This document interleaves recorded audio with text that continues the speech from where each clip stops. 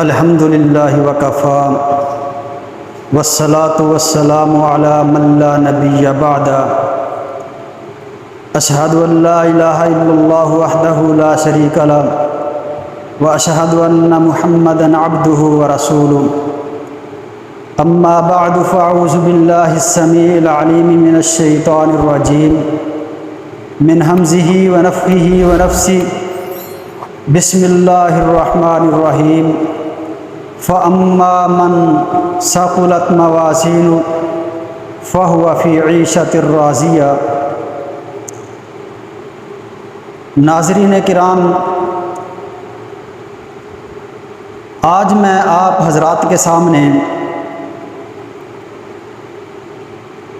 ایک چھوٹا سا عمل لے کر حاضر ہوا ہوں۔ وہ عمل پڑھنے کے اعتبار سے تو انتہائی مختصر ہے، لیکن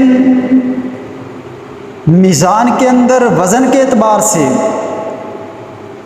3-4 گھنٹے کے وظیفے اور ذکر اذکار سے کہیں زیادہ وزنی ہے۔ اور یہ بات کنفرم ہے کہ کل قیامت والے دن جس انسان کی نیکیوں کا وزن زیادہ ہوگا وہ انسان کامیاب اور کامران ہوگا۔ اللہ رب العزت کا قرآن کہتا ہے فَأَمَّا مَنْ ثَقُلَتْ مَوَازِينُهُ فَهُوَ فِي عِيشَةٍ رَاضِيَةٍ، کہ کل قیامت والے دن جس کی نیکیوں کا وزن زیادہ ہو گیا، اللہ رب العزت فرماتے ہیں کہ وہ پسندیدہ زندگی کے اندر ہوگا۔ تو اس لیے ہمیں چاہیے کہ ہم نیک اعمال زیادہ سے زیادہ کریں تاکہ ہماری نیکیوں کا وزن زیادہ ہو جائے۔ تو آتے ہیں اس عمل کی طرف کہ وہ کون سا عمل ہے جو پڑھنے کے اعتبار سے تو انتہائی مختصر ہے اور وزن کے اعتبار سے 3-4 گھنٹے کے وظیفے سے بھی زیادہ وزنی ہے۔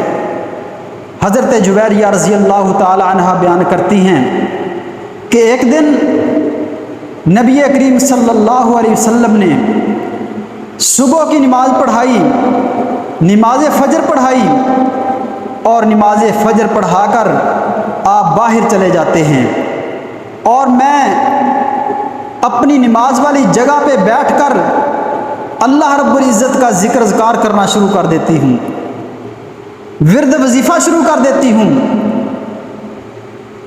نبی کریم صلی اللہ علیہ وسلم باہر چلے جاتے ہیں اور آپ تقریباً چاشت کے وقت یا اس سے بھی لیٹ نصف النہار کے وقت تشریف لائے اور مجھے دیکھ کر کہا کہ اے جویریہ رضی اللہ تعالی عنہ، کیا تو اسی جگہ پہ بیٹھی ہے جس جگہ پہ میں نے آپ کو چھوڑا تھا؟ کہنے لگی ہاں یا رسول اللہ، میں اسی جگہ پہ بیٹھی ہوں جہاں میں نے نماز پڑھی تھی، نماز فجر، اور اللہ تعالیٰ کا ذکر اذکار کر رہی ہوں، ورد وظیفہ کر رہی ہوں۔